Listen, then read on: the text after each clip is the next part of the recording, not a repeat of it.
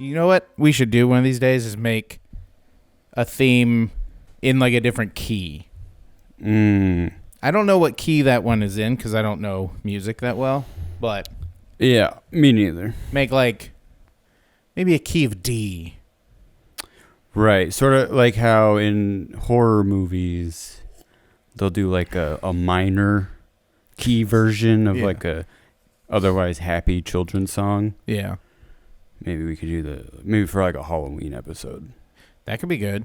I don't know if you noticed all this crap that I have just laying around up top of the couch, but lately, me and my buddy Martin, Muffin Party, shout out, we've been going on morning walks, to get in the fitness, and I can't say no to rummaging through a pile of trash outside someone's house. Yeah. And that's where I found all this stuff. I found, novels for youth novels. I guess I have I can understand. Scrapbook. Yeah. These little canvases you here. have all these canvases. You don't paint. But I can understand the urge to want to look. Sure. That makes sense. Yeah. You might find Are you a rummager? Do you rummage? If the opportunity presents itself, I guess. I don't like plan like a rummage day. Oh, no. Like, hey, this weekend we're going to rummage. Like, you want to go rummage. If an opportunity to rummage appears in front of me, like you're walking by someone's house, for instance, sure. I guess that's where I qualify. I think what you need to do is just set a higher bar of what is worth taking with you. Wait a minute. Hold on. I got this Garfield scrapbook, all right, from 1978. Scrapbook as in someone made a personal scrapbook with Garfield in it, or it's a... No, the cover is Garfield. It's a published Garfield book. Yeah, scrapbook. Which, if you're not familiar with scrapping, it's basically just blank pages.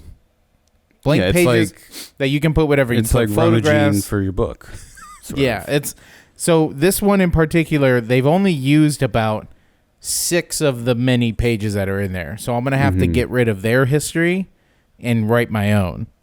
Their history. So, wait, sorry. Okay. Just to make sure. So it's like a blank.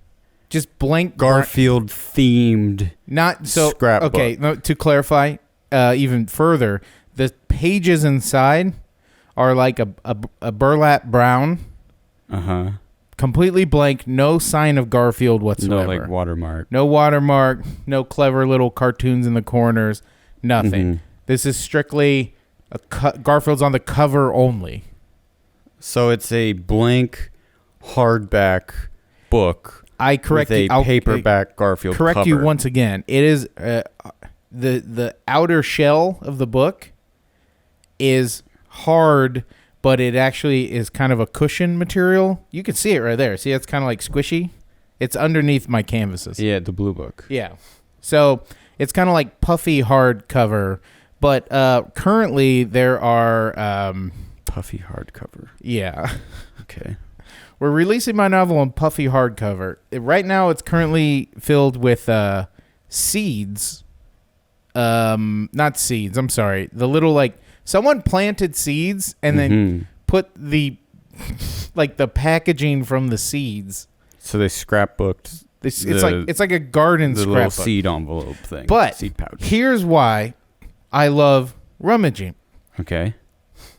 I open it up, and what do I find? Money. Actually, let me just hand it to you real quick. Okay. Let me hand it to you. I wish it was money, but it's actually something better. All right, he's grabbing the book. Oh, yep. Toss away those canvases that you'll never use. I will. Okay. All right. Now looking at it, the cover is Garfield on a... Looks like he's marooned on an island, but he's wearing sunglasses and playing a guitar. Now how big... With what are the pink birds? Flamingo. Sorry. What's that? Like 18 inches by 14? Yeah, it's a maybe? huge book.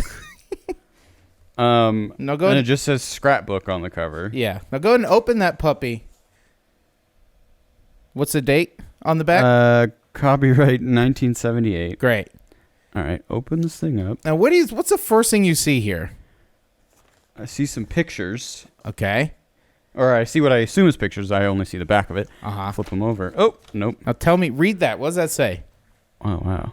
Oh, wow, he says. It's got the seal of the vice president on the top. Yes, sir. The Presidential Inaugural Committee requests the honor of your presence to attend and participate in the inauguration of Barack Hussein Obama as President of the United States of America and Joseph R. Biden Jr. as vice.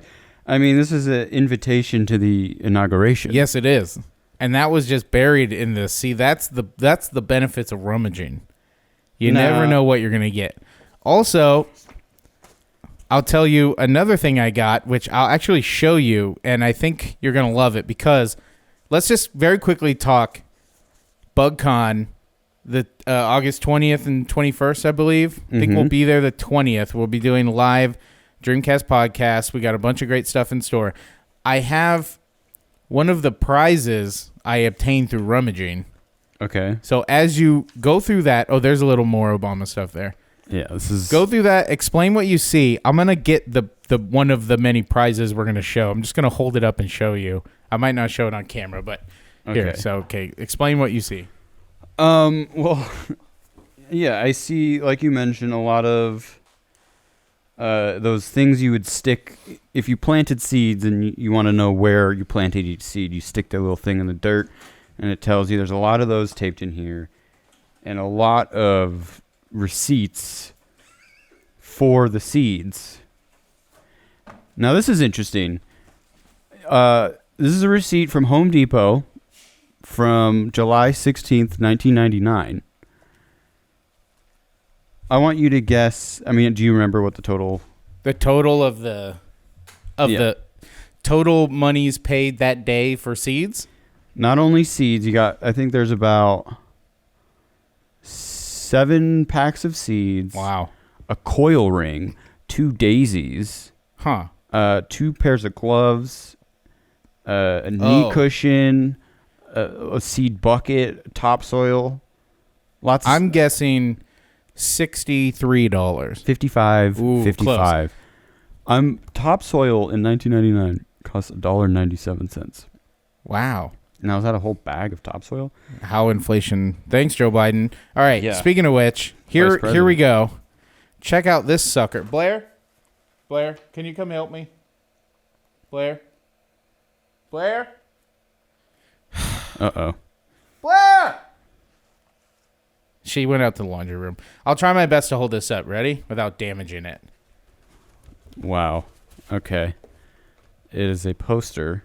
Can you see? It says Obama on the top, back to back underneath, with Barack and Michelle sort of standing like back to back, arms crossed. Yeah. Looking cool. Now, who's he featured with? Who are they featured with? Lots of civil key rights figures leaders of the civil rights movement. Yeah. So this is a second a hype poster that like Obama's back? Yes, it's an Obama hype poster featuring many very historical figures in the civil rights movement, and it's kind of like.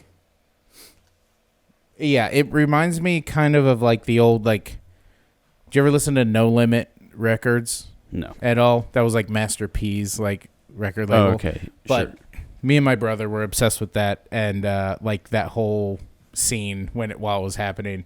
And they were notorious for having these crazy posters with, like, the big fat, like, letters at the bottom that were all, like, they had, like, gems, like, diamonds all over it, you know? It kind of reminds me of one of those. It's like on par with that a little bit. Yeah. I always think of the in Meet the Parents when he goes into the older son's room and sees the poster of the lady, the sexy lady. I don't remember and that. And then he's like, "Yeah, she's fat, PH fat or something." Anyways, I don't know why that makes me think of that, but also that now makes me. I've been watching the Woodstock '99 documentary on Netflix. Oh yeah, I've been meaning to check that out. And they showed a clip of like an interview with Fred Durst. Yeah. And he just like used the term fat like unironically, and it was just very, I don't know, nostalgic. Yeah. Even though I was 5 during that time. That was a terrible festival. Absolutely terrible what happened there. It's really, we're getting to day 3. Oh, it's falling apart. And I blame Fred Durst, really. Well, yeah, he had an opportunity to sort of calm down the chaos. It's actually pretty relevant considering everything going on with the January 6th select committee. You know, they're saying like Trump had the opportunity to disassemble the violent mob. Yeah. But he didn't. In fact, he perpetuated it. He pushed them. Mm-hmm. Secret memos have revealed that he was going to also storm the Capitol with them, despite the fact that they knew there were armed people there supporting him. Now, here's a challenge for you. Okay. Can you do a Fred Durst, Donald Trump hybrid character my God. right now? No. How, like... Just am I doing, like... Just do, like, a... Like, it would be Trump, like, saying Fred Durst stuff, like, what's a famous song? Like, the Nookie? Like, I did it all for the Nookie. The Nookie. And so you can stick that cookie up. I don't know. No, that's pretty good. Okay. Or, but what's like a thing Donald Trump says? You're fired? Yeah, he said. You're fired. Perfect. Yeah. Just a whiny grown man. I thought that was good. Thank you. You've been working on it a lot. I try. You watch him in like James Austin Johnson. He fucking nailed it. He's so good at it. Mm-hmm. It's like, it's these tiny little things he does. You know what's one thing I realize about Trump's voice is if you ever go back and listen to cult leaders, they have this like dreamy way of talking, like you and I are gonna go to heaven together. There's nothing to worry about. We are all a big happy family. And it's like this. And you think Trump has, no, I think he has that. Like, because if you listen, it's really fucked up, but there are like all these audio recordings of the Jonestown massacre, like leading up, like basically it's all documented on audio tape, everyone committing suicide, including Jim Jones and everybody. Like, and up until the end, he's like leading people saying like, there's nothing to be scared of. Like, we're all going to heaven. It's all fine. We're all going to a better place. And if you listen to that, you're like, oh God, like he has the same kind of dreamy, kind of like sensational tone that Trump has. It's the I guess same you thing. just have to not sound like a normal human being. Right, yeah. In order for any of that shit to work. Yeah, it's actually pretty scary. He's kind of a scary guy. But at least he, says what's on his mind and he tells it like it is. No, don't. God. What? I think, remember like Jimmy Fallon? Wasn't Jimmy Fallon the guy who was like, no, Trump's fine? Well, he did the whole Hairgate thing where he rubbed his head. Oh, God. Well, wait, what was Hairgate? Was that coined by the Fallon crew? No, I think I just made that up. But okay. It's when he was on Jimmy Fallon's show, and Jimmy Fallon, all he had to ask him was if his hair was real. And then Trump was like, you want to touch it? Jimmy. I see you've been working on your Trump. Jimmy, you can touch it. Don't tell Melania. Yours it's a bit Homer Simpson. Marge. It's the same guy. Marge and Lisa. What about hello, Melania? That's Peter Griffin. Peter, Wait, is that Brian? go back to Quahog. Oh. Yeah. Oh, wait, hold on. Wait, let me see if I can do Stewie Griffin. Stewie. Hello, Melania. Do not talk to Melania. Stewie, Oh. you are baby. All I know how to do is like the extremities, like hello, Brian. Yeah. Hello, Brian. Yeah. That's it. That's all. Only Stewie. It's like The sort of the drop in. yeah, I can like focus really hard on like one key phrase, but I The can't. McFarlane drop, as I call it. The McFarlane. Or the McFarlane dip. Sure. The McFarlane. Brian. There it is. But What a pro. No, it's not good. Well, I guess if we went, I think I already mentioned BugCon, but I'll mention it again because I really want people to show and have fun. This is, of course, the final BugCon. Is it? Yeah. Oh, wow. Did you not know that? I didn't know that. This is the final BugCon. This is the third and final BugCon. Third and final BugCon. The great the great trilogy. There's some big things in store. I've been talking to some of the creators, some of the Imagineers behind BugCon, and the movers and shakers. they're pulling the levers. It's coming down to the wire. Some of the attractions are gonna be ready like night before. They're it's gonna be now that's not to say that no, they're not going to be. they're just I don't even know what the only reason there might maybe delays is because of how ambitious they are. Right. That's true. So this is the biggest BugCon yet. If you're gonna go to one, go to this one. Yeah. Last year there was also you remember there was like kind of like drones, like roving iPads. Oh yeah. That people could like pilot and like the virtual assistants. The virtual assistants. From what I've heard, little birdie told me that element of it is going to be like times 100. Wow. So we might be just This is going to be a very automated. yeah, we might be absolutely conference. surrounded by machines. But you know a thing or two about automation, apparently. Yeah. Based on what you were telling me over lunch. Yeah, I mean, look, we don't need to get into. I think we do need to get into my restaurant idea. Okay, let me set the scene. We're at a local cafe bistro. Mm-hmm. We're having breakfast sandwiches. Yum yum.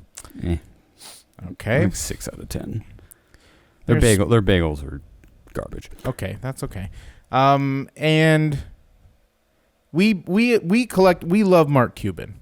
Oh yeah. We stand Cuban. We stand Cuban in this household, in my city.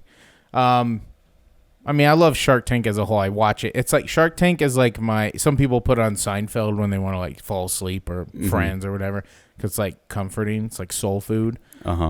Shark Tank is my comfort show. Makes I put sense. it on all the time. I have a sales background. I was the #1 salesman in Circuit City 3 months in a row, 2008, 2009.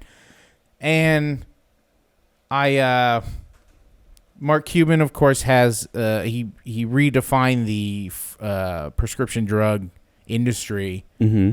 He came out with a company that keeps like the costs to the consumers down by so much money. He's saved people so much money. Thousands of dollars. What's the company called? I don't remember. I forget. That's okay. Medicine.com. Medicine.com. It's not GoodRx, right? No, I don't know. It's a similar thing, but his strategy. Dr. Cuban. His strategy is like getting as close to the like wholesale price as possible. Yeah. Not jacking the prices up just to make a buck. Right. Instead, getting people the drugs that they need. Now, we're no economists by any means. No. Nor mathematicians. Nor statisticians. We're not. We don't crunch. No. I've been known to whatever the opposite of crunching is. That's what I do. Yeah. So numbers. Here's one thing I don't fully understand is like the ratio between like if you drop the price of something enough, then more people will participate in purchasing your products Thus, it'll either level out or make you more money. So it's this debate between like, is it better to have a quality product and charge more for it to make money, or is it like you could still have something, of similar quality, really tank the price, and then you then like trap the market into only come to you. Sure. So, and I would also include just with the medicine company, I think the other aspect is they're trying to look at it as not to make money, but to help people. And that's sort of the main issue. Okay, all right. It's not about making the money. Sorry, I mistakenly forgot one of the pillars of their business model, which of course is to help people. Of course. Right. Of course. They just need to make enough money to keep the operation going. Of course. Now, tell us how Mark Cuban's prescription drug empire inspired you for your new hot idea. Okay. So the main issue with today's sort of food and beverage world industry. This is the biggest issue. The restaurant industry is the just exorbitant markups. Yeah. On food. Examples. Especially when you go out to eat. Mm-hmm. Example. Nachos. The Salazar $14 quesadilla. The Salazar $14 guacamole. Like, I know you put, this is an avocado and a half. Uh-huh. That's $2-3. Uh-huh. And then bowl. Now, obviously, reusable bowl. So, like, why am I paying? And here's why. It's because of all these, all these restaurants have overhead, labor costs, machine costs, leases, all this stuff. Leases, yeah. Now, what I've done. What have you done? What are you doing how are you going to help the average Joe? First of all, I've revolutionized the supply chain. You know what? I will say at lunch, you kept saying that. But he didn't necessarily go into details. Do you understand how do you know what the word proprietary means? I absolutely do know what that means. Yeah, and like intellectual property. Yes, IP. And the risks involved with just sharing that information. Yeah, and how costly that can be. Oh, you're okay. This is okay. You don't want to share. There are certain details that I just responsibly could not share. Trade secrets. That's the secret sauce. Right. But imagine hold on. If I'm a shark and you're coming to me for money, if you say sorry, trade secrets, you know what I'm gonna say? I'm sorry, I'm out. Well, but I would say you're an absolute fool for showing up today. I'd say, Mr. Cuban, I understand what you're saying. If you would be so willing, when the cameras turn off and the crew wraps out for the day, but you can't. Maybe we could meet by your car. There were no cameras over lunch. You still didn't explain it. There was. Oh, security camera. Oh, there were people around. I mean, we just talked about a couple episodes about having important discussions in public places and how risky that can be. Anyways, that's besides the point. I've revolutionized the supply chain. Okay. And how? Trade secret, but continue. I'm aware, we focus on those products that do get the big margins? Margins, yes. Yeah. So you go to a movie theater, you pay $7 for a bucket of popcorn. Yeah. That costs them 5 cents to make. Yeah. Guess what? At my restaurant, you can get popcorn for 10 cents. 10 cents. 10 cents for popcorn. But okay. But you're telling me that and then if word gets around, which it will, that my $1.10 nacho plate, there's a $1.10. What's the 10 for again? Taxes? Employee benefits? It's like, because if you just charge everything $1, people are going to think this is cheap shit and it's bad. If you charge $1.10, people realize oh no, we need that 10 cents to pay for this stuff because it's quality. But I don't want to charge too much more because then that defeats the purpose. Okay, so it's like the 99 trick kind of.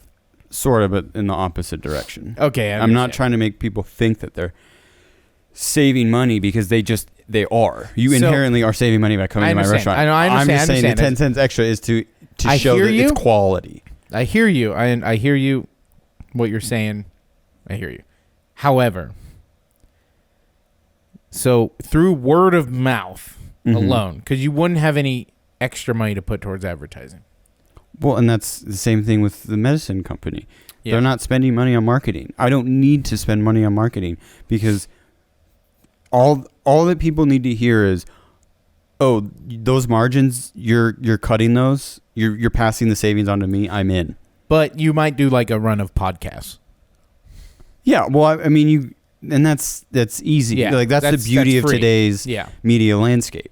Sure. I can get the word out for free. Okay, so now you're saying that through word of mouth, that you will have the type of numbers like units sold, units of $1.10 nachos sold at $1.10. You're saying that the increase in pure volume is going to somehow be more profitable than if you were just to sell $15 nachos or something. Well, Hold on. Can I speak? You can have the floor if you ask. May I have the floor? Yes, you can. You may have the floor. This is on me. I failed to mention. Okay. At lunch. Okay. Is the other thing that I have in common with Cuban. A Cuban commonality. A Cuban commonality. One Cuban commonality you have. A Cubancidence.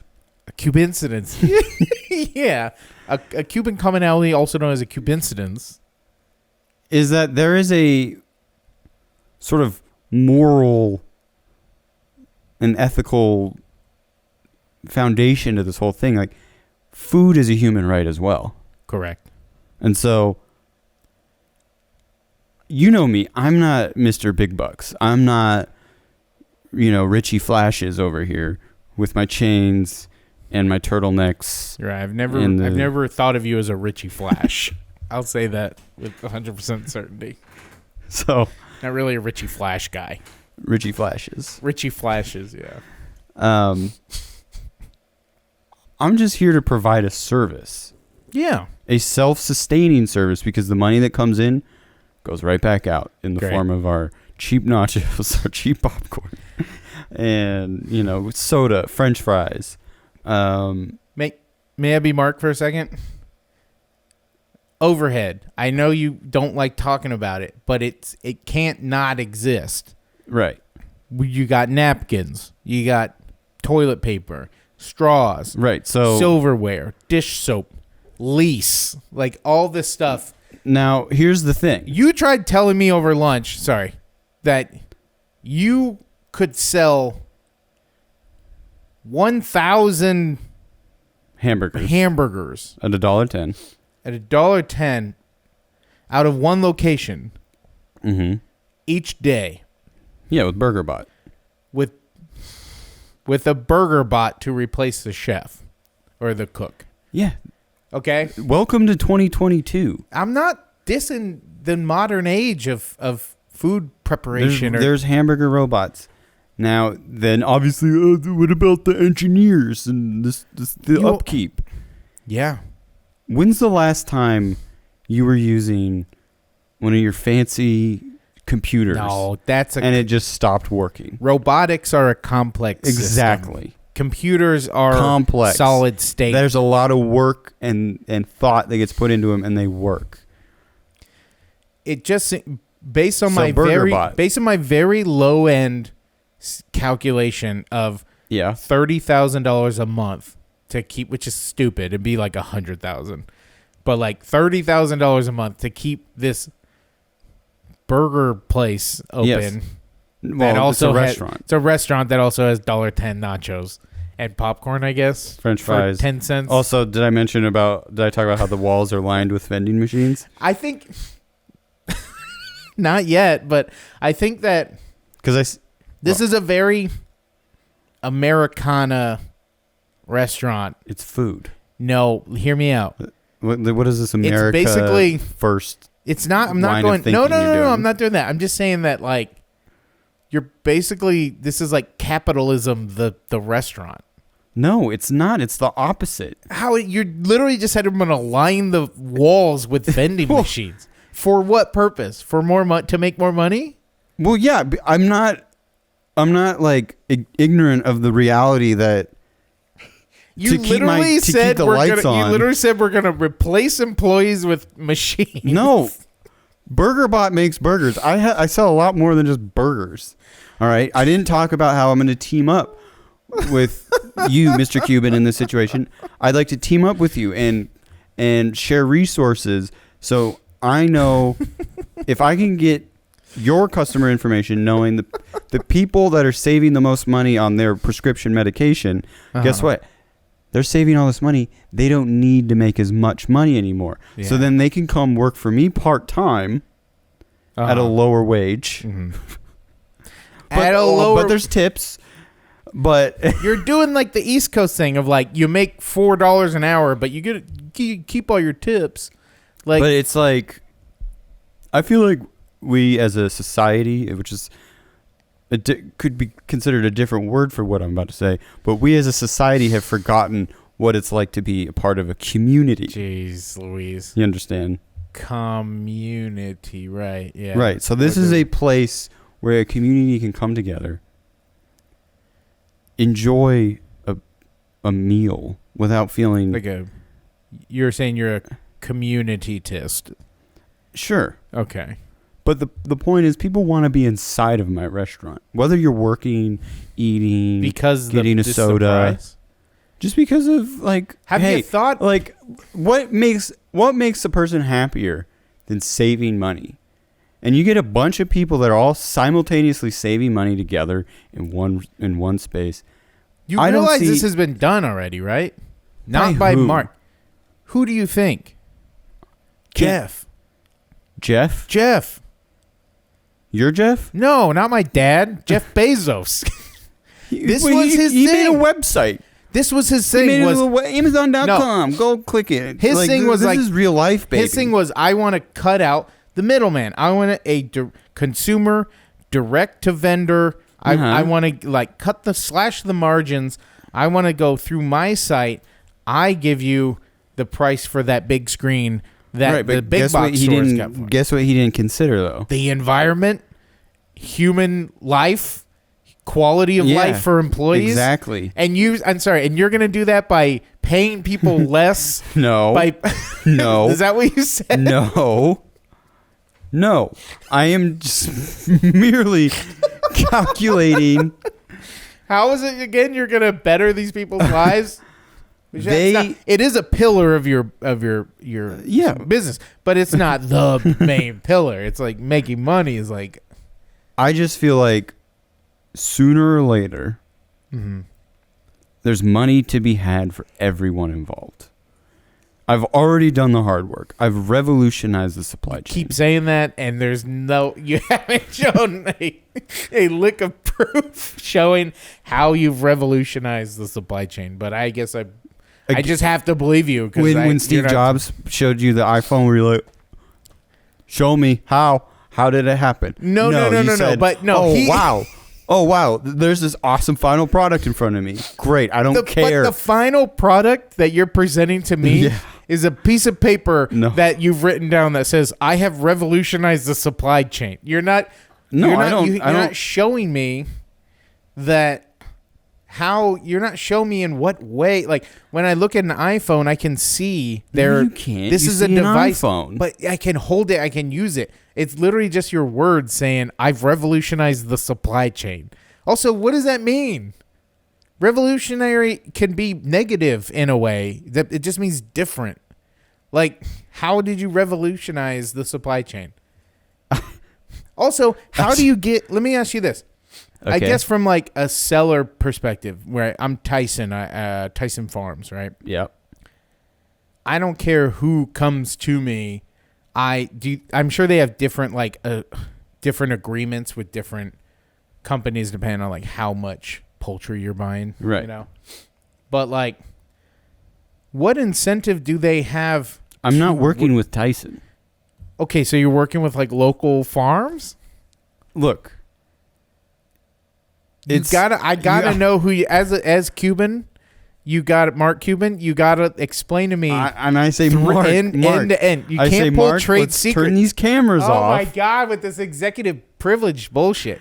I'm on a public forum right now. Like, maybe we can reconnect, and talk about this a long time from now. After I'm already out, I've made my Billy.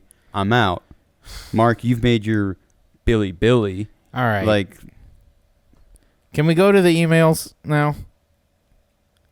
But do you understand everything? We're not gonna. Do we feel like we've reached somewhere where we understand, like, this is a good idea? I don't. And I'm helping people. Look, if you can get the sellers and the staff, if you can somehow get everyone on board to participate in this experiment that probably won't work, but maybe could. It's just about getting people in the door. Once you're in the door, you know what I'm sure sharks don't like hearing? A presentation where you go, look, if you're gonna make money, you gotta be willing to take risks. They go, no, we don't want to do that. That is business 101. No, it is not. We understand this guy. He's got moxie. They go, cool. Sounds risky. How about this? I'll give you $1 million in exchange for 99% of your company. That's the only deal you would get. And you would what? $100? I would take that. Like, okay. They would give me $1 million, and then I'm out. Okay, now we're just getting to scamming. All right. Let's get to the emails. Do we have emails? Yeah. What are you talking about, man? We always have emails. Just let me. It's true. Pull it up. Hey, Dreamcastguys@gmail.com. That is Dreamcastguys@gmail.com. All right. This is from Joshua Min 32. Hey, Bud and Moses. Dreamer here. First time emailer, long time listener. I am aware you said the games you talk about for episodes will be titles that have been played by either you, but a podcast about the Sega Dreamcast would be incomplete without talking about the NBA 2K series. Although there is an episode dedicated to NFL 2K, the basketball counterpart is also special because unlike NFL 2K, the NBA 2K series is still going strong to this day, 22 years later. Mm-hmm. NBA and NFL 2K were so strong that it threatened the powerhouse that was EA Sports. NBA Live and Madden NFL had some real competition, and they were falling behind. I don't believe you discussed that the final installment of NFL 2K ended with ESPN NFL 2K5, released on PlayStation 2 and Xbox. That is because EA Sports was so intimidated that they reached an agreement with the NFL and NFL Players Association for the exclusive rights to be the sole creator of NFL video games.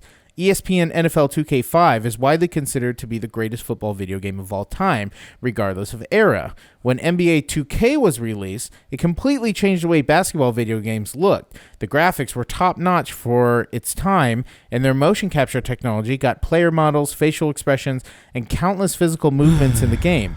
Gameplay looked incredibly smooth because there were animations for dribbling, crossovers, dunks, jump shots, and more. The series continued to improve. Stop. Be respectful. The series continued to improve, and the last to be released on Sega's console was NBA 2K2.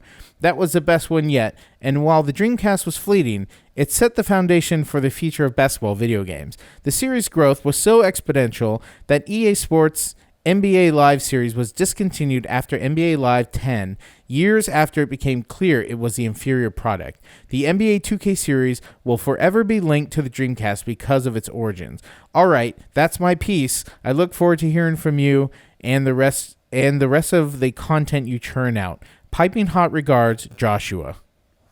Wow. Thanks, Josh. Now, thoughts? Is he implying that we didn't do an NBA 2K episode? Because I'm looking right now at episode 8 titled, Are You Two Okay Talking 2K to Me Today? Josh, yeah. Does he not remember? Look, here's the deal. We do so many episodes. It's hard to keep track. I mean, over the course of 2 years, we've at least done 20 episodes. So there's no way. This is episode 21. 21, right? Okay. So there's no. So you have it exactly right. Oh wow. Hey, episode 21. That's great. Yeah. Good for us. Good for us. Yeah. So it's impossible to have listened to them all. Is what I'm saying. Yeah. But Josh, we did do a 2K2 episode. 2K1 or 2K2? 2K2. 2K2, which was a lot of fun. We definitely dived into the character creation screens. Actually, that was one of the only other ones we did on Twitch, right? Yeah. Yeah. So I think the main point of his email is that I'm not sure if he's saying that he thinks we didn't do an episode, but either way, I think the problem is we didn't really talk about the legacy, the important stuff around it. We just cared about making this custom player with the tiny little skinny with legs. the tiny little arms and legs. The big body. So I think, the sponge. Joshua, and thank you for your email, but I think you're missing the point of this podcast. Okay. Which is? It's not about it's just, we heard what you said. And it's valid. And you're right. Yeah. But that's not what this is about. Right. But if I could be so. To crack that open, though, I do remember that it's a legacy. The 2K series, NFL and NBA, it's quite a legacy that like definitely pushed the limits and raised the bar. Mm-hmm. Like, I mean, I know he was talking NBA, but like specifically not NFL 2K2, but just like NFL 2K, I think, or 2K1, which for Dreamcast. Yeah, and there's NFL 2K and NFL 2K1. The NFL 2K series, phenomenal. Well, but it died pretty quick. I mean, Madden took over pretty quick. NBA 2K, like Josh said, is very, very big still. And I believe I mentioned that in our NBA 2K2 episode that we did record and release. Yes. And there was so much going on in that email. I don't know if that's if he even did imply that he thinks we didn't do that. But I think you could make the argument that about 95% of the important stuff that one should talk about when covering any specific game. Yeah. Like, we're not doing that. Like those podcasts exist already. Yeah. Like, if you just search Dreamcast, there are other Dreamcast podcasts that lists and hundreds of them. Hundreds of them that do actual in-depth reviews. This is the Dreamcast podcast. Right. Exactly. There's a lot. I mean, we got a lot to cover on that. Well, let's go ahead and go to the next email. Okay. You look shocked that we have emails. I am. I very much am. Hey, Dreamcast guys. What's your favorite Sega console? Mine is a Saturn. Signed, WonderSwan. Well, I mean, considering that this is a Dreamcast podcast, it's subjective. Like, it depends to me, like, what it meant to you, like, what you were going through in your life at the time you were playing it. Like, for instance,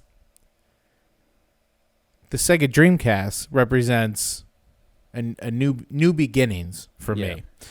I have a lot of memories of moving into the new house with my new stepdad and my family. Mm-hmm. it was like all these kids moving into this one house. So we all kind of knew each other, but our families had just kind of joined. And I have these memories of just like laying down in an empty room with my VCR TV combo and my Dreamcast. Yep. Just playing Ready to Rumble with my brother just for hours. Pissing in between each other's legs. Different. Nope. This is way after that. We didn't. Still part of the story. We were small kids. We were very young when we did that. We're talking like. For the listener, a few episodes back, Bud revealed that him and his brother, if one was pooping, the other had to pee, they would just spread open their legs and pee. We're saying like under 4 years old. We did this. This is like we're getting into high school now. We don't do that anymore. We grew up. So we're just playing Ready to Rumble. All right, give me a break. Virtua Tennis, Ready to Rumble. We're doing that. Yeah. So Dreamcast represents new beginnings, a fresh start. Mm-hmm, We got out of the clenches of Jeff, and we're like, your Jeff, not Jeff, not Bezos. Jeff Bezos. No. However, the Saturn. Yes. Very different meaning for me. The Saturn, I don't know how we got it. I think I like found it at like a yard sale or something, but it didn't work, and I had to fix it. It was one of the first things electronics I fixed. And did you? Yeah, I fixed it and I got it to work. I think that's like more special. No, it's more so like there was a time in my life when we were basically like escaping the abusive clutches of my father. And we were kind of hiding out. Jeez. Yeah. And that's when I had the Saturn. I was so like confused and hurt by everything going on that I was like, I'm just gonna bury my nose in my work, basically, which was restoring this Sega Saturn. How old were you? 12, maybe. I still have a 12-year-old. Just focus on work. Yeah, just got to get through the week. That's what I did on my last year of college. My girlfriend dumped me. Yeah, you just. But I had like thoughts and feelings and emotions that were more developed. You don't know that. You didn't. In actual work. You didn't meet 12. This was work. Okay, you're right. I think I have a tendency of downplaying these very real parts of your life. My hands. I apologize. Had to look like this in order for them to. Look like this now. Look like them holding a controller. Bingo. So, but I'll never forget when I got to work. We had Clockwork Knight and Panzer Dragoon. Who? These are two games. Panzer Dragoon. Panzer Dragoon. Yes, Panzer Dragoon. I'm not making bad name for a game. I think it's called Dragoon. Maybe it's his dragon. Hold on. I'm pretty sure it's called Panzer Dragoon. I could be wrong. Panzer. It reminds me of the Owls of Gahul. Oh no, Panzer Dragoon. Like Panzer Dragoon. Think Crab Rangoon. Panzer Dragoon. Panzer Dragoon. Dragoon, yeah. Panzer Dragoon, incredible. Like, I had never seen graphics like that in my life. It truly changed my life. Like, you play as a woman riding the back of a dragon, and you, like, control the dragon, have to go through these colored hoops and, like, shoot fireballs, and incredible. So, yeah. I guess, like, as far as what my favorite console is, favorite Sega console is probably Genesis because what? No, I'm making a point that no, I'm not just like bailing on everything. I mean, it really seemed like it was going to be one of these two. No. The one from like the one from childhood. The first one you had. Yeah, the first Sega I had, which was great. It had all that's my answer. It had Madden 95, 94. I mean, Jurassic Park was an incredible title. Don't even get me started on Aladdin. Do you have Lemmings? I did not have Lemmings. I didn't believe in them. I had Toe Jam and Earl. I mean... Gunstar Heroes? I did not have Gunstar. I had Earthworm Jim. I had all like the Sega Echo properties. the Dolphin? I did not have Echo the Dolphin. Sonic? I did have all the Sonics. I also had Tony La Russa Baseball? No, but I had Knockout Kings, which is an incredible one. There were a lot of good boxing games for Genesis, like a lot of good ones, like cool perspectives. They also had one. It was I want to say it was like Joe Frazier boxing or something, where it's like side to side Street Fighter style, but it's only from like the chest up. Interesting. And it's very cool and like kind of realistic looking for Genesis in a way. Dude, but number one game I played for that was Vector Man. Woo, that was a hot title. Because it was like kind of looked 3D, even though Sega really couldn't do 3D, but they had like 3D like sprites in a way. And it just looked really cool. It was like a cool side scroller, platformer. Or platformer, not side scroll. But yeah, so I'm going to go with Genesis. Same. Great. Your answer, simple. I had the Sega Genesis first. I played Tony La Russa Baseball, Lemmings, and Sonic, and Gunstar Heroes. That did it for me. All right. So let me just go more to emails? Yeah. How many more emails? Just we don't one. want to like blow our load on our emails. No, we get a ton of them though. That's the thing. Oh. Yeah. Sure. All right, here we go. All right. Greetings, Dreamcast guys. Kobe Bryant was 41 years old when he died. He wore the number 33 for Low Marion's boys basketball team and wore numbers 8 and then 24 for the LA Lakers. Hopefully this information will provide the type of return on investment Bud is looking for in order to justify investing in a second Google Enterprise account for the podcast. Keep up the great work. Love your podcast. Not related to Bud. Perfect Speller. Thank you, Perfect Speller. We did propose those questions, I remember. Yeah. What number? But yeah, thank you. Thank you. And, rest in peace, Kobe Bryant. Rest in peace, And Kobe all Bryant. those involved. Gianna, rest in peace. You know, it's my sister's name, so that it hurt extra. It was weird to see Gianna. I was like, oh, in all the headlines. Yeah, rough day. Yeah. We were with each other. Yeah, we were. Rest in peace. So I have a couple things we could move into. All right. Would you rather do our little sort of Mount Rushmore thing or the sort of philosophical question that I have for you? Philosophical question. Okay. Hold on. I want to do the Mount Rushmore, but Okay, well, I how wanna do we save it. end on that? on the philosophical. On the Mount Rushmore.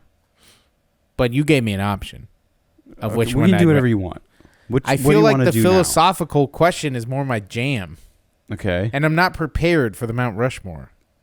You can easily become prepared. I'd rather go philosophical. Okay. Okay. First, I have to propose a simple question. I'm ready. And this has been talked about on other podcasts. But I have to ask. If you were on death row, Okay. your execution date is lined up, Mm-hmm. you're getting your last meal. Yeah. What is it?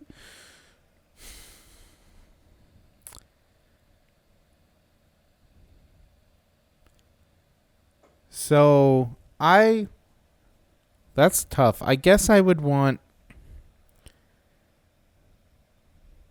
something like some sort of legacy food that I associate with some of the best times of my life. Okay. Similar to how I related the Sega consoles. Right. It would probably be some things that my mom made when we were younger. Not the hot dogs and beans. Mm-hmm. The hot dog and spaghetti. Right, yeah. Sorry. No, wait. No, the hot dogs and I thought her signature thing was to jam No. uncooked pasta in. No. This was different. This was snouts and beans. Snouts I and thought the snout was because there was. No. You're sorry. See, memories over time. That's the thing with memories is Mandela effect. they get warped and they change over time. No. Let me clarify this. When we were younger, didn't have a lot of money, my mom had to make food fun. Right, And so she made snouts and beans, which were, what are those sweet beans called? Baked beans? Baked beans. And then she would take slices of hot dogs and then use a straw and cut little snouts in it. What I was just getting confused is I've seen like weird TikTok videos of people putting spaghetti through things and then like cooking it, and it's disgusting. I've seen that. That's not what this is. This is just snouts and beans. Your run of the mill average snouts and beans. Everyone knows them, loves them, snouts and beans. Okay, but anyways, back to the question though. You wouldn't get snouts and beans. No. I would get my mother used to make just an absolute dynamite tuna casserole with like green beans in it and the cream of mushroom and the tuna fish, and it was just truly incredible. How many sides do I get? That would be the question I would ask. Be like, what do you want for fun of me? Be like, how many sides? I think will there be dessert? There's 3 things I would want. Just give me your idea. Like, all right, there's here we go. You're just all someone right, asks you that question and you give them your ideal answer. I want my mommy's tuna casserole. Okay. I want half, not even full, but half of an Entman's cheese coffee crumble cake. Okay. And then I would like a piping hot bowl of escarole Italian wedding soup. What is that? It's escarole? Is delicious. It's a type of it's a hearty green. It's like a tough green, like a kale kind of. Okay.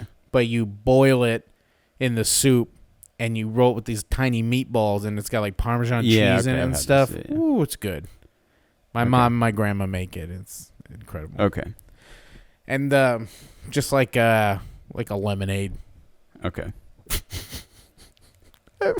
For a drink. Or like a cherry limeade, something like that would be good. How about you? Oh, wait, is that part of this?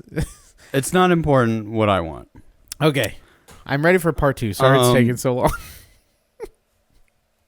This makes the rest of the point I was trying to make a little... Do you want me to just pick one of the things? No. So... Okay, I'm ready. I guess the point of this whole thing is I find that a lot of people, when they answer this question, they're like, it's usually, it's like, I want the mom's thing that she made. And then I want, a steak from Peter Luger. For the Bell House. Or and I want, like, McDonald's French fries. Ruth's Chris. Exactly. Yeah. And the thing that I feel like never gets talked about is, there's not a Ruth's Chris in the prison. Oh, right. They got to make it and then deliver it, right? Right. Or in this world, or in practicality, because I feel like this whole last meal is a real thing. But it's like, usually like, what do you want for your last meal for what we have in the kitchen? Right. Is it like, oh, you can get a Big Mac, but it's going to have to get delivered here. Yeah. And it's going to be ice cold by the time you eat it. It's not going to travel. And it's not going to travel well. No.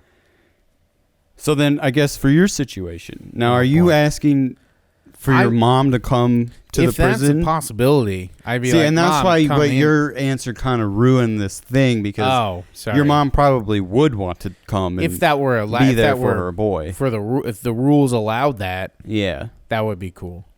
Okay, let's say it wasn't all of my mommy's home cooked meals. Let's say it were just the Entenmann's cheese coffee crumble cake. Yeah. Right. Can we use that? Is that a better example if we use the Entenmann's cheese Danish? Does that come frozen and you just thaw it? No. You bake it? No. It comes just in a box. You just buy it at a store. Okay. But see, that's the thing. Like, do you want me to just say steak? Can I just say steak? Yeah. Okay. Steak from a specific restaurant. Steak from Ruth's Chris. So you want a steak from Ruth's Chris as your last meal. Great choice. I've never been there. I just hate the name. It's I've never Ruth's Chris. It's such a fucking mouthful. I didn't believe it was real the first time someone told me that. It's like there's no way. I know you're about to say some clever shit when you put your fingers together like this. Okay. I'm ready. Well, I already kind of said it. It's just like, yeah. So is Ruth's Chris in the situation gonna like do a house call and send one of their line cooks to the prison and just fire up the prison grill and bring their steaks? It's like the house call doctor with his classic doctor bag. Yeah, but he has all the steaks. It's a Ruth's. Pick one. It's a Ruth's Chris. Yeah. House call, man, woman. No, I think. Should I now? Let me expand on this. This just came to me because of our last conversation. Business idea. You become a last meal. Oh. Like catering? Yeah, you're kind of like an importer, distributor for last meals for prisons. Mm-hmm. So you set up shop right outside. Yeah. And that way you can cook a meal off-site and get it in while it's still respectably warm. Now, is there a Twitter where people who are on death row can follow along and see which prison you happen to be at that time? Like Chef. Like Chef? Yeah, is it like that? Like what? Oh, and do you serve? So it's a food truck instead of. That's what I thought it was, like a food truck, but for people on death row. I mean, there's got to be a lot of communication because you got to know when their dates are for the.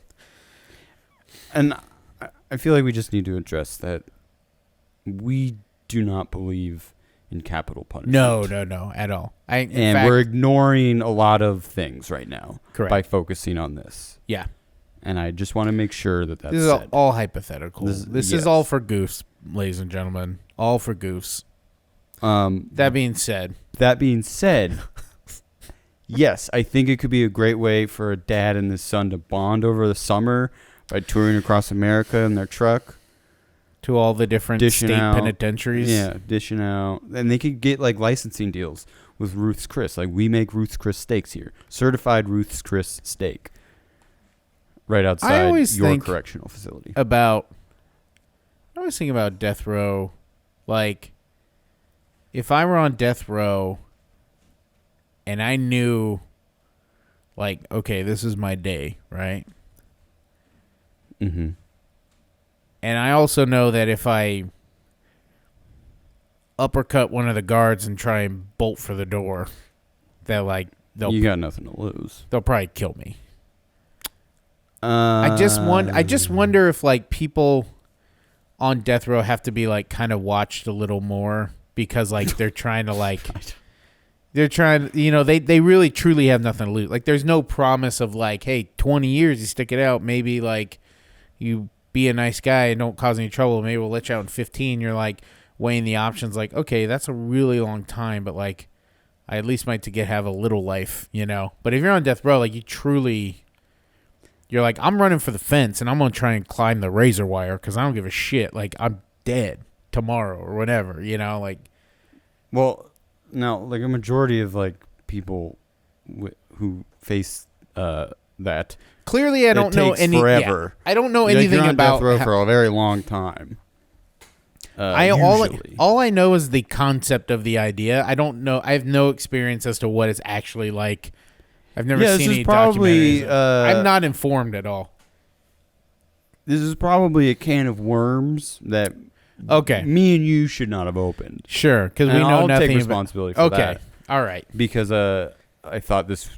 I'll also take responsibility would lead to because more lighter discussion. No, I understand. It didn't. I can't help but not just hold a can of worms. I have to open it. I understand. So to that, I am sorry. We're both sorry. And to the listeners, I am sorry. To the listeners, email us at dreamcastguys@gmail.com to let us know if you accept. Yeah, to let us know if you accept our apology. Or if Moses' apology came off as disingenuous. Mine didn't, obviously. Well, I didn't think you were going to say my mom's tuna casserole because that doesn't lead to the philosophical thoughts I might have otherwise uncovered. Right. But anyways, so that was great. I guess let's get into our Mount Rushmore. Let's go. I mean, we are straight up just, this is unoriginal content, this format of discussion. I mean, but we're going to do it anyways. You asked me about it. I still don't get it, but I'll try my best. All right. So we're going to do basically, it's a draft. Okay. Like a sports draft. We're going to take turns. Mm-hmm. And the topic is the Dreamcast podcast. Okay. Okay. So this is our opportunity now that we've hit episode 21. Uh-huh. Big milestone. Uh-huh. Just sort of reflect back and share what we appreciate about what we do. Okay. You understand? Yeah. Now, I think there's a pretty... Now, we haven't thought about this or discussed it, and I forgot to come up with a list of things that I want to pick. Mm-hmm. But I think I'm going to be able to just kind of figure it out. Okay. But I think there is an obvious number one pick that we both want. Do we we're gonna Rochambeau for the We're first going to... Yeah. How should we do that? Rock, paper, scissors? Do you do rock, paper, scissors, shoot? Yeah. Or rock, paper, scissors? Yeah. RPSS. Okay. Right? Are we doing one? We'll do three. Rock, paper, scissors. Wait, hold on. Okay. Rock, paper, scissors, shoot. Damn. Rock, paper, scissors, shoot. Rock, paper, scissors, shoot. Fuck. That's it. Well. 2 out of 3. I won. All right. Okay. You know me. That's why. If you didn't know me, you would have lost. I understand. Okay. So again, anything at all related to the Dreamcast podcast. Okay. And feel free to try and really make a stretch out of something. As long as you can tie it together, I think it's fair game. Okay. Now, my first pick is the theme song. You're an asshole. We know it. We love it. We hear it every day.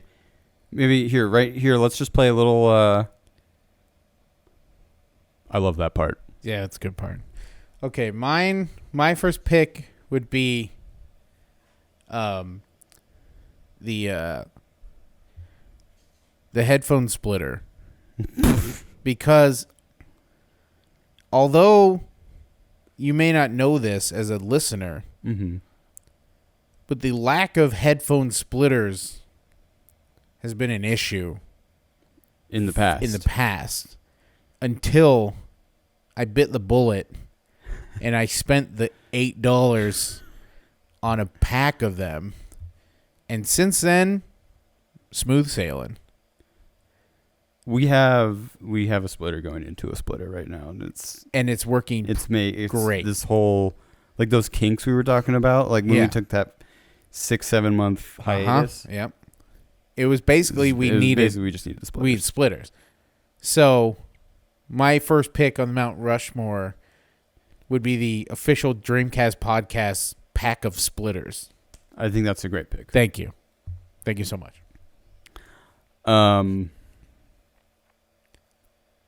My second pick Are you going to be like, second pick, the episodes themselves? Like, I don't, like, what can we pick? I mean, you can go that route. You can try and Sure. just basically sabotage the other person. Okay. But I have the theme song. Like, Sure, I know. it's a great theme song. Yeah. Yeah, I remember thinking it was great when I wrote it. And I remember thinking it was great when I, When I asked for your help mixed, on it. mastered, Yeah. produced, Appreciate programmed, that. hosted the recording session. Okay. My second pick Uh-huh. is The Dreamers. Wow. That's... Because without you guys, Uh-huh. there's no... This whole machine doesn't exist. Right. And Okay, I see what you're doing. now, there is... Loud and clear. I will say at this point, please email us at dreamcastguys@gmail.com to vote for who you think has the best team. Got it. And remember, a vote for me is a vote for you. And remember, a vote for me is a vote not for Moses. It's for headphone splitters. So a crucial and critical piece of tech. I agree. But my second pick. the first thing you said about it is the listeners might not know this. Yeah, because this is a magic. It's magic behind the scenes. All right, my second pick.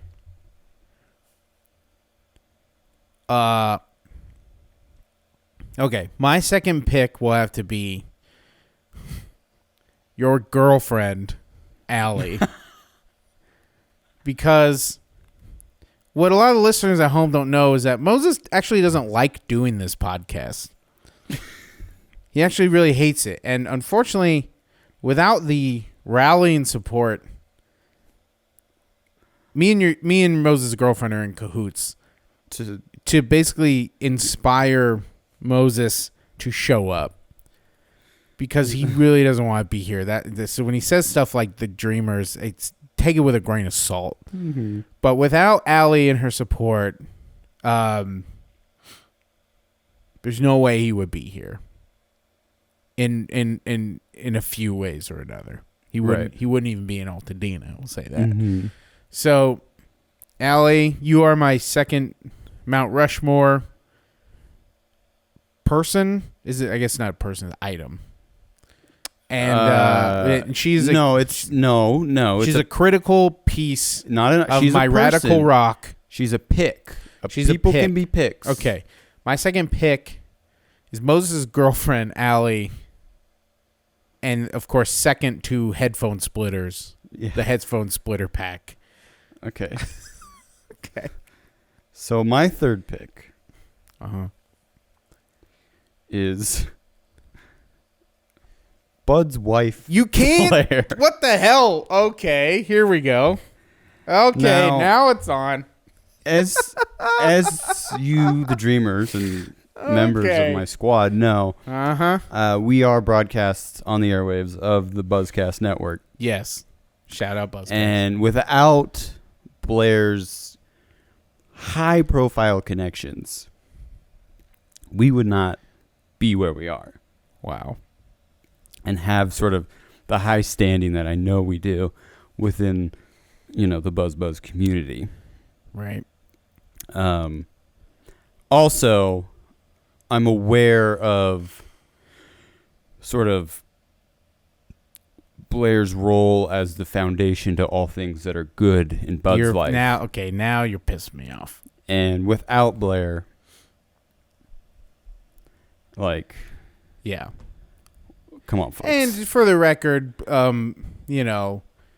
my significant other doesn't have to work with my friends to convince me to do the podcast. So that's just for the record.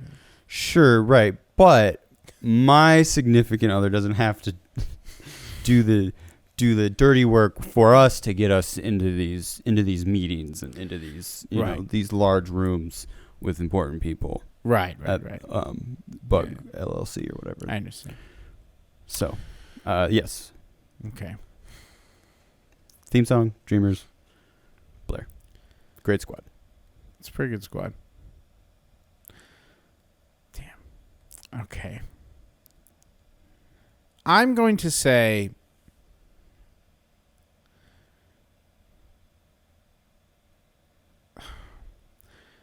for my third pick, I'm going to choose the theme song transition. What? Sure. What's wrong with that? The theme song transition? Are you kidding me? That's like me picking Will you stop the for a sec? headphone cord. Which is an option. The theme song transition, you need to hear me out on this, okay? That was a revolutionary day. It changed everything. Mm-hmm. The day. You know, I cut the transition. You want to know a secret about that? I already made a version of myself to have like a bumper version that was basically the same exact thing. And if you listen to the first episode it's ever used, I use my version. I use yours for convenience because you used to send it whenever you'd send the files. So thank you so much, Bud's original theme song transition, because without you, I feel like we would have dropped listenership if we used strictly the full term theme song as a bumper. As a 30-second bumper in Yeah. the middle of Yeah. That it would have been bad. So my picks are the official Dreamcast headphone splitter pack. How many in the pack? 2. Okay. That's 4 ways. No, it's 3. Because you have to take up 1 to add 2. Second pick is your girlfriend Allie and all the support that she shows me. She shows me to get you to show up. And then Also, everything I said about Blair is actually true. Same here. And then third pick is the Bud's version of the Dreamcast podcast transition, which also I'll drop the Bud's version. I'll give you credit because most of the episodes have your version in it. Thank you. For convenience. And for quality. But as far as intellectual property goes, I created it first. And I said, you know what? Like, that's called the zeitgeist. No. How would I know? I think it was yours. I saved mine as an MP3, and I think you gave me a WAV file. Again, quality. Which was a mistake on mine. It was just a mistake. Is convenience. Mine was a better version. No. But because I didn't have the master tapes, I had to. I used your version for with zero convenience. loss. Yeah, lossless. I'll give you that. But I will say that, like, I want that on my team. It's a pivotal player. Sure, you can have the theme transition. I think it's a bad pick because it's not. It's just a slightly less impactful version of something I already picked. That's subjective though, because some people. It's not. I said less impactful. Oh, what is more impactful than the theme at the very beginning? The transition theme. No, because I'll tell you, sometimes people might be. The transition theme is only there just to hide a cut. That is not always true, though. See, I always saw it as like it's a reminder why you're here and what you're here for. Does that make sense? That's the theme. No, but we don't use the theme. We use the transition. But you don't need to be reminded about what you're doing when you're already doing it. You ever watch cartoons as a kid? Do you ever see the bumpers? What would they say? They'd say, "Stay tuned for more Rugrats." You know why? It's to be reminded what you're here for. Capiche? Right, but so are you going to go to your fourth pick or no? So you think "Stay tuned for more Rugrats" is more impactful than the theme song of Rugrats? I think to some people, I think it holds. It has its place, and it holds impact. It has impact. I'm not gonna compare And one more time. apples to apples. do it. What? Stay tuned for more Rugrats. Yes, that. So. All right. Okay. I'm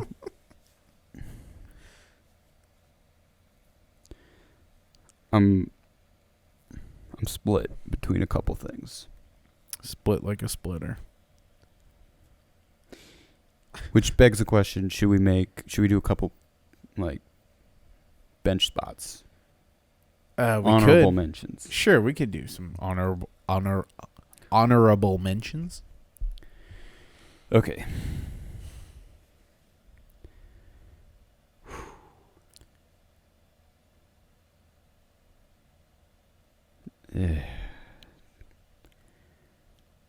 I'm going to go with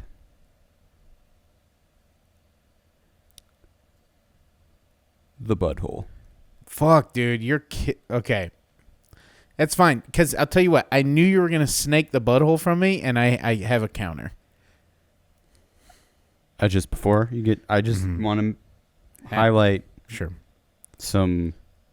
And you fucked up because there have been multiple versions of the butthole. I need you to clarify. No, I need you to clarify which one you're talking about. I am taking the umbrella concept Oh my God. of the butthole. Whether it's butthole 1, butthole 2, butthole 3, I own the butthole now. It's my team. Now, I know people at home are screaming They are. at their They're phones pissed. saying, why would you not take Moses City? Right. No one is saying that. But no one is saying that. No one will ever say that.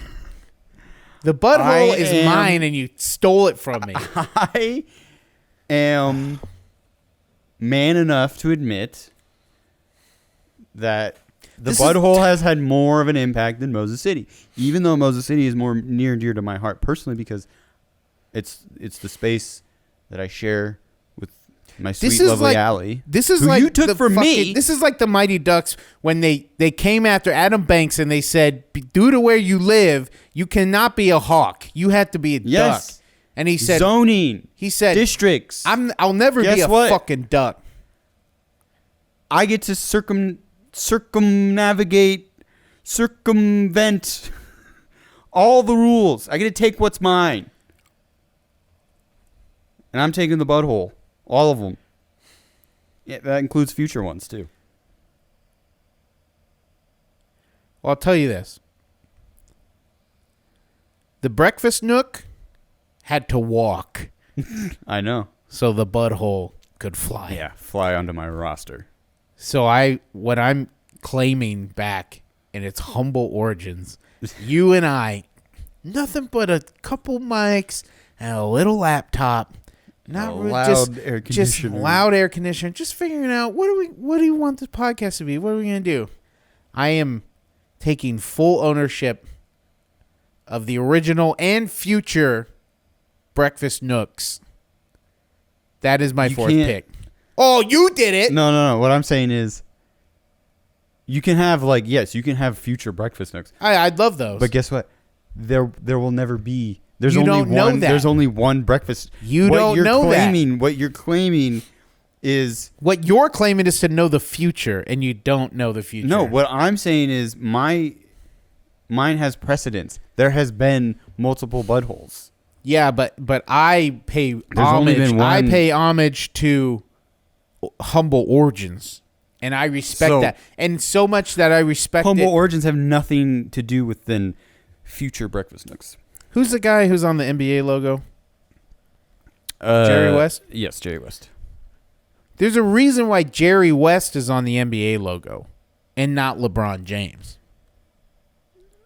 Because There's a reason why I picked the breakfast nook and not LeBron James. and not LeBron James. Which we could connect to this. I could do it. I could also. I could connect Kevin Bacon. Well, yeah. Duh. Of course, yeah. Six ways. So, yeah. Was that fourth pick? Yeah. So that rounds out our starting Great. four. Or we can do starting 5 and bench. I will say that your picks seem a little obvious. Oh, obvious. Other than your revenge pick of taking my wife. Literally the oldest comedy trope in the world. You did it. All right. Well, then let's do... Okay, we'll do starting 5 and then a bench. So we get 2 more each. All right. Okay, you're up. I'm up.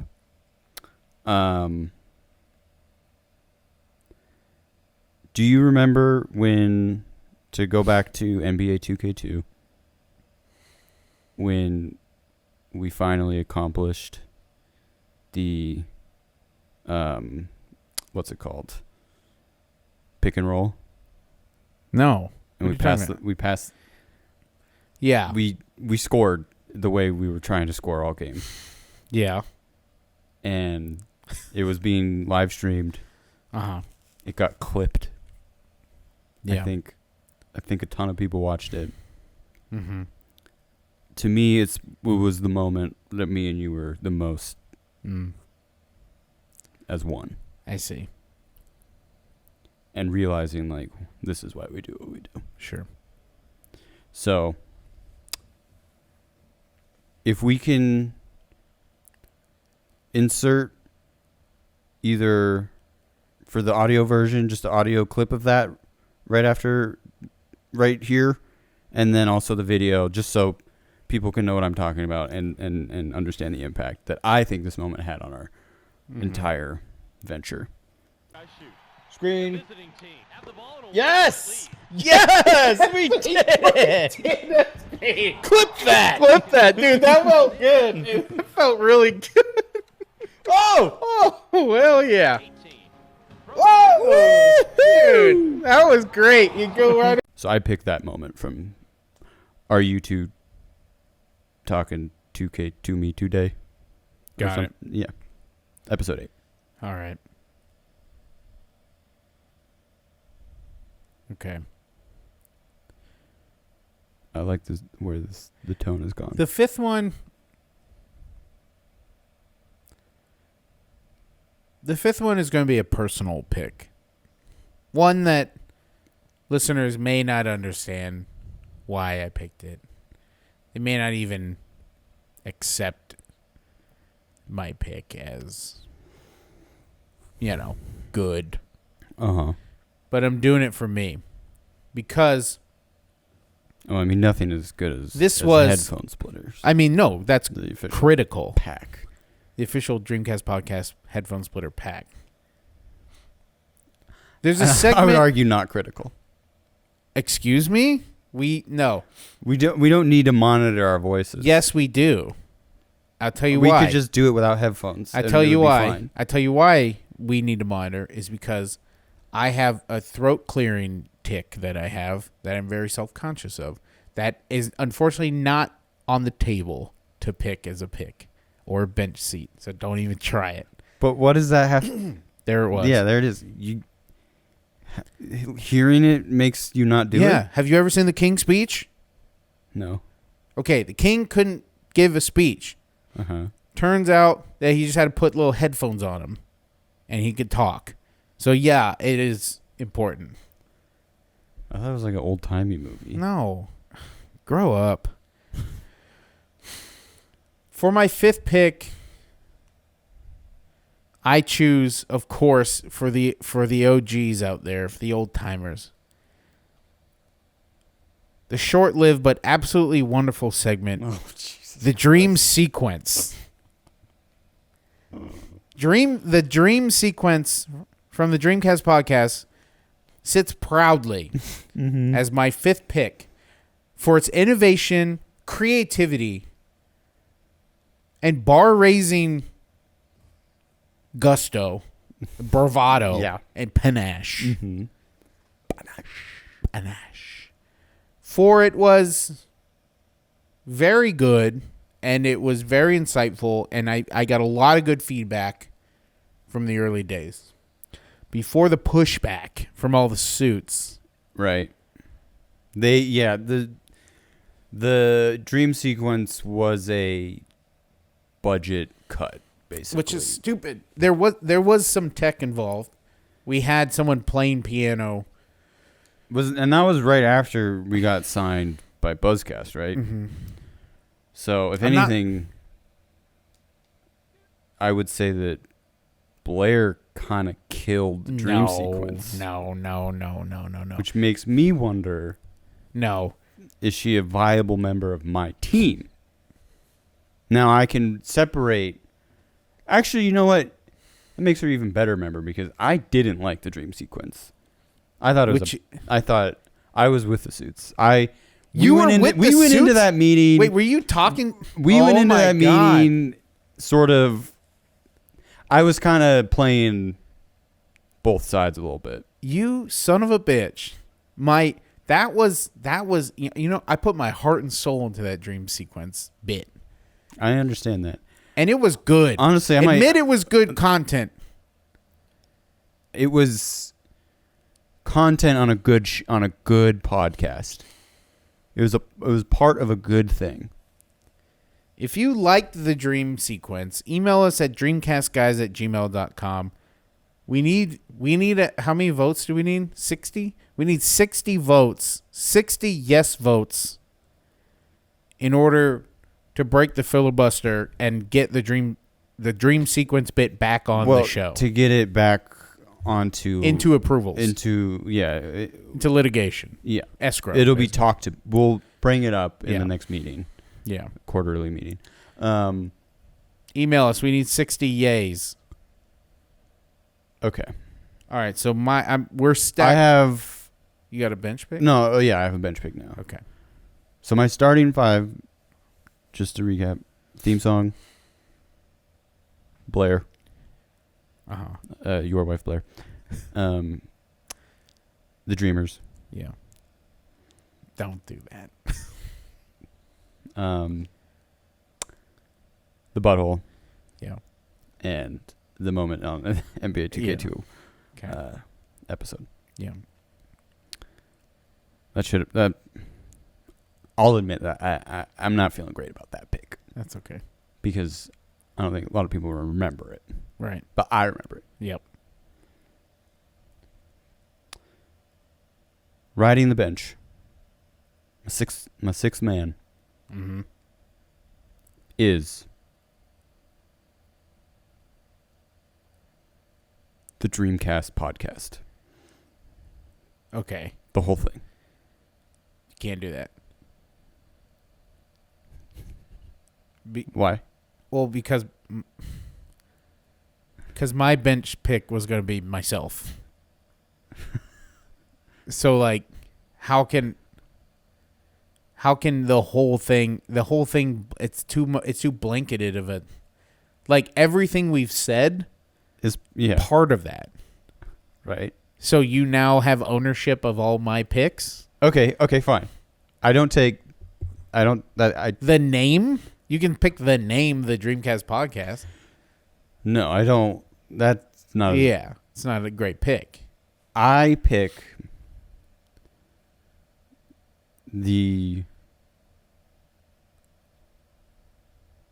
from episode 21, the Mount Rushmore segment.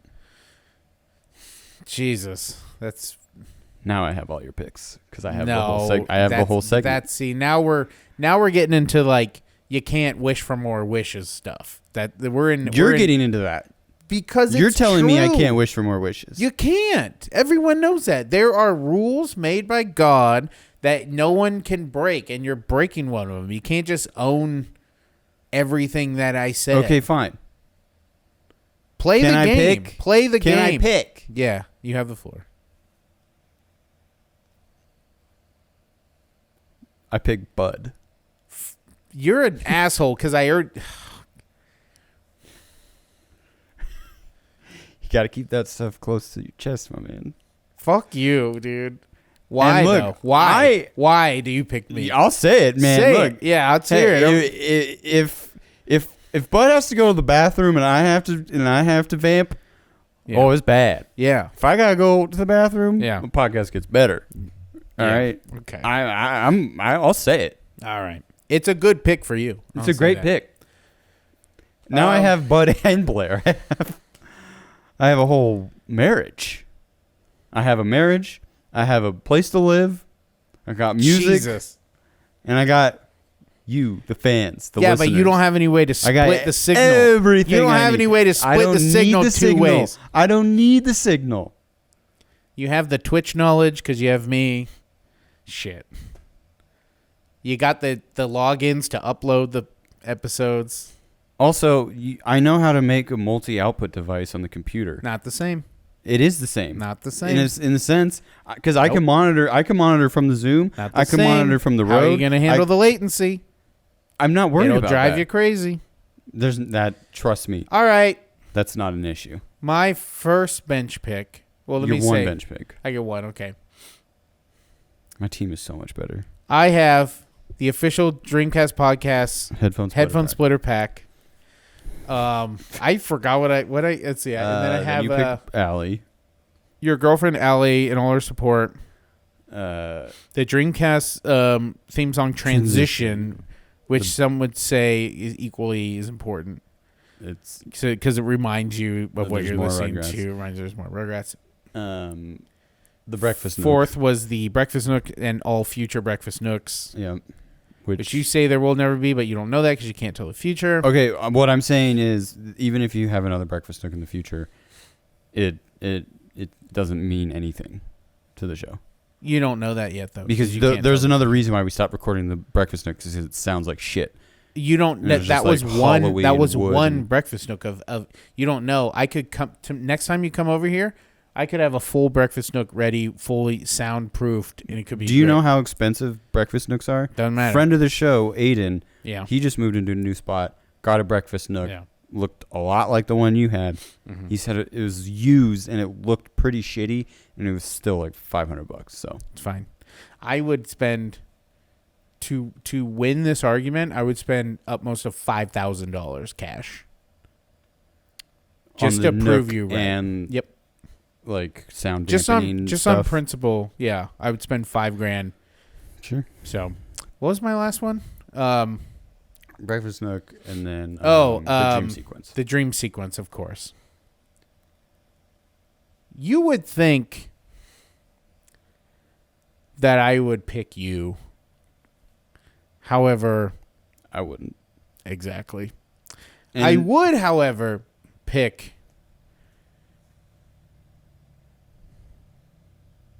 a loosely associated entity, an absolute powerhouse of a man, Ben Goldfarb, Oh wow. your father.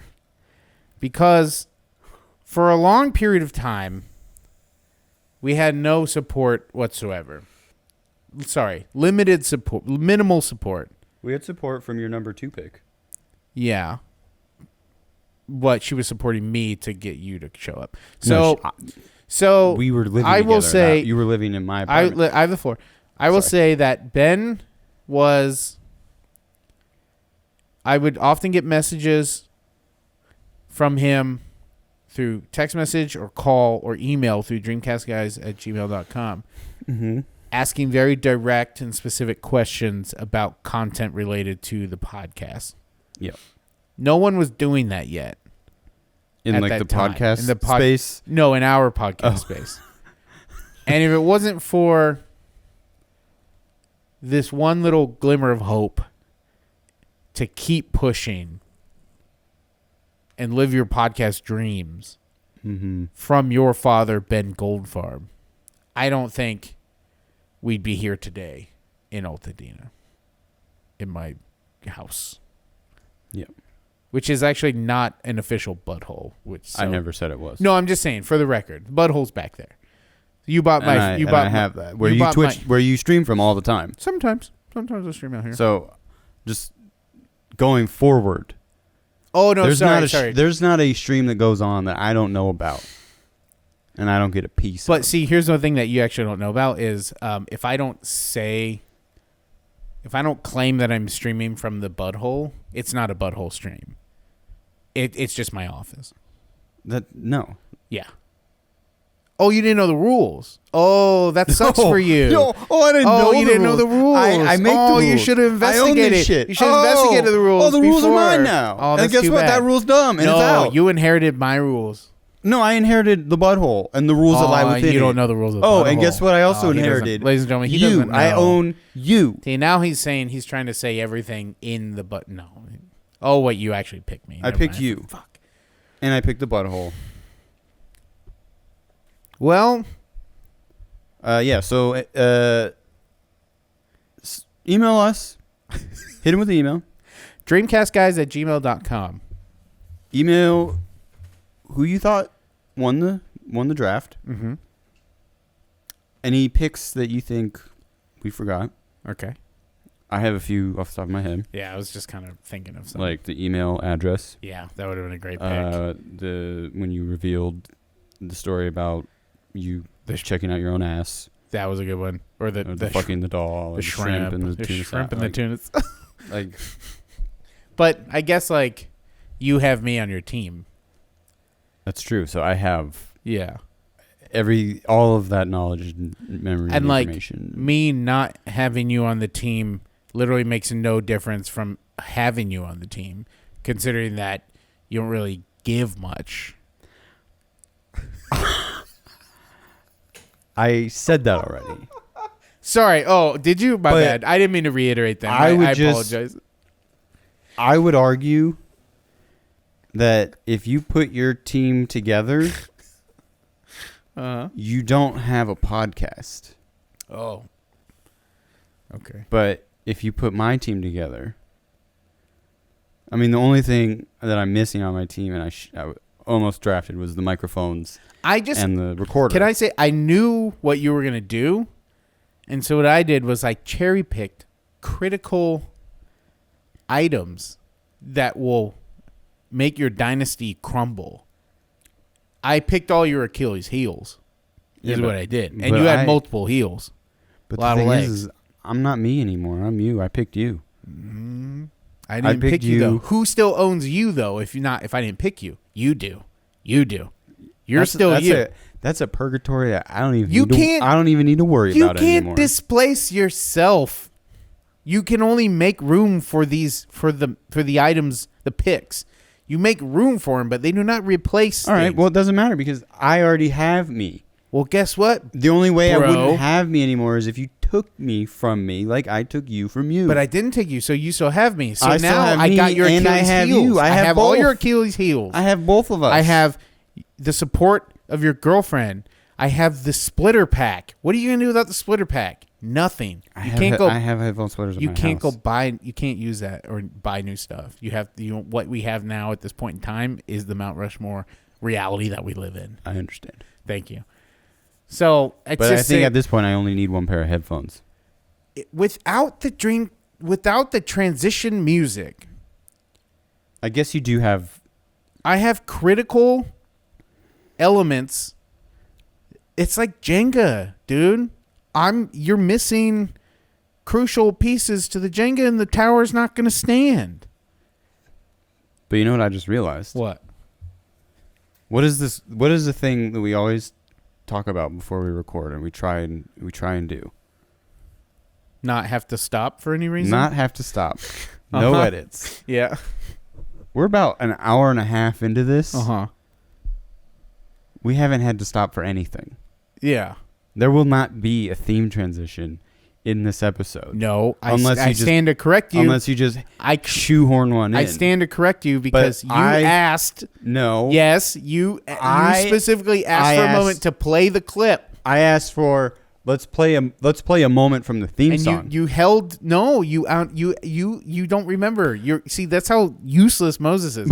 You asked to play a clip from the NBA episode. Yeah, I don't want you to put a theme transition in between it. I just want the clip to play, and then it comes back to us. Sure, but it's still an edit. It's still an edit. But what I'm saying is, the role of the transition is to cover edits. Mm-hmm. There is no need to cover any edits because the only time we're going to play the theme transition in this episode is to just demonstrate it and show it. Not use it, but to show All it. right. Well, considering you picked me, that also means you're taking charge of on post-production. You're in charge of all the post-production responsibility. Yeah. Just don't forget the multi-band compressor, please, or else it's That going would to have been a sound good bad. pick. Ugh. That would have been That's it. Also, if I had a second bench, I would pick the standard multi-band compressor think in Adobe Audition. There's a lot of great options for like tech and gear. Yeah. And What? The splitter pack. I think your pick, and especially your number one pick. Yeah, because it's important to me. Okay, and which means it's important to the but dreamers. you just have to Your understand pick. that, like, that I would never have picked that, so you could have saved it. The whole point of doing like your top stuff at the highest pick is because you're afraid the other person's going to take it. We're just different. Okay. Yeah. I have different priorities than you. I worry about the little things that'll make the Jenga tower fall. And then you gave away a pick. That was a goof. then That was a mistake on my end. I shouldn't have said that. Anyways, Anywho. I think this is a great spot to wrap it up. Yeah. To ensure that this episode needs no edits. Sure. And I think this has been a lot of fun. This has been a lot of fun. By all means, we're comedians and we don't really dislike each other. We're gonna go hang out after this and probably go see a movie. Yes. Anyways, thanks for joining in. Considering you now you picked me, go ahead and play us out with the theme real song. quick. Sorry, I realized this at the beginning when we were looking at the scrapbook, the Garfield scrapbook. More to say about the. Is I forgot that we are filming this, and I don't think I just showed it. Oh yeah. Hold it up to the camera. There you go. That's what it looks like. That's real nice. And then, of course, the seeds, the inauguration invite. Inauguration Which, invite. come to BugCon because I'm going to give this stuff away. I'm going to give away the Obama-Biden second term inauguration invite plus the back-to-back poster. Here are the seeds in the scrapbook. Wow. Sorry, I'm probably not the best way to end it. No. That's good. It's good, actually. It's for the viewers, not the listeners. Yeah. Okay, cool. All right. Play us out. Play us out. And stick around for more Rugrats. Perfect.